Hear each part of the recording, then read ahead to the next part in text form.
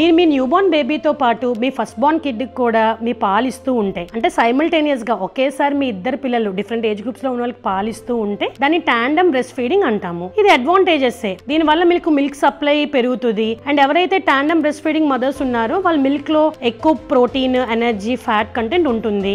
And మీకు మీ first Born బేబీకి strong bond form అవడంలో help అవుతుంది. అండ్ ఈ ట్రాన్సిషన్ ఫేస్ ఉంటుంది కదా, లైక్ మీకు సెకండ్ కిడ్ పుట్టిన తర్వాత ఫస్ట్ కిడ్ కి తన మీద జెలసీ అది ఉండకుండా మీరు పాలిస్తూ ఉంటే ఈ జెలస్ ఫ్యాక్ట్ అనేది తగ్గడానికి అవకాశం ఉంటుంది. కాకపోతే every breast feeding journey యూనికే.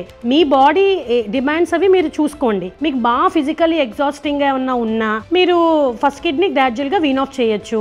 And new Born బేబీకి ఎప్పుడు మీరు ఎక్కువ ఇంపార్టెన్స్ ఇవ్వండి. ఎందుకంటే వాళ్ళు కంప్లీట్ గా నరిష్మెంట్ కి మీ మీదే కదా, మిల్క్ మీదే కదా రిలై అవుతారు. సో కొలెస్ట్రాల్ అది వాళ్ళకి ఎక్కువ వెళ్ళేలా చూసుకోండి. ఎక్స్ట్రా క్యాలరీస్ తీసుకోండి అండ్ హైడ్రేషన్ బాగా ఉండేలా చూసుకోండి. Next breast feeding during pregnancy. అంటే మీరు ప్రెగ్నెంట్ గా ఉన్నప్పుడు మీ ఫస్ట్ బోర్న్ కిడ్ కి మీరు బ్రెస్ట్ ఫీడింగ్ ఆపాల్సిన అవసరం ఏం లేదు. అన్లెస్ మీకు ఏమి లో రిస్క్ ప్రెగ్నెన్సీ అయ్యి కాంప్లికేషన్స్ ఏం లేకపోతే, like previous preterm deliveries, miscarriage అవి లేకపోతే మీ గైనకాలజిస్ట్ అడ్వైస్ తీసుకుని మీరు బ్రెస్ట్ ఫీడింగ్ కంటిన్యూ చేయొచ్చు. ఈ ప్రెగ్నెన్సీలో వచ్చే హార్మోనల్ చేంజెస్ వల్ల మిల్క్ కాంపోజిషన్ టేస్ట్ మారచ్చు. సో వాళ్ళే వీన్ ఆఫ్ అయిపోవచ్చు. అండ్ కొంచెం సోర్ నిప్పుల్స్ అవి ఉంటాయి. సో మీ కంఫర్ట్ చూసుకుని మీరు కంటిన్యూ చేయాల వద్ద ఆలోచించుకోండి.